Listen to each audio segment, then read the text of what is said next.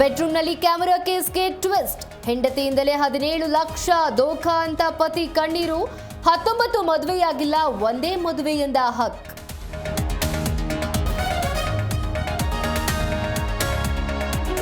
ಹಾಸನಾಂಬ ಜಾತ್ರಾ ಮಹೋತ್ಸವಕ್ಕೆ ದಿನಗಣನೆ. ಗುರುವಾರ ಮಧ್ಯಾಹ್ನ ದೇವಸ್ಥಾನ ಬಾಗಿಲು ಓಪನ್. ಹಾಸನ ಜಿಲ್ಲಾಡಳಿತದಿಂದ ಭಾರೀ ಸಿದ್ಧತೆ.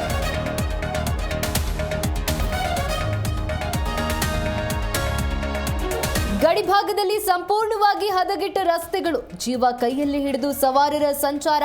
ಕಾಗವಾಡದಿಂದ ಮಹಾರಾಷ್ಟ್ರ ಪ್ರಯಾಣಕ್ಕೆ ಹಿಡಿಶಾಪ.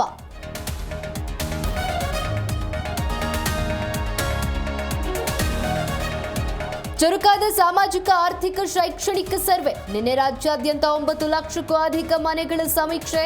ಬೆಂಗಳೂರಿನಲ್ಲಿ ಇಂದು ನಡೆಯಲಿದೆ.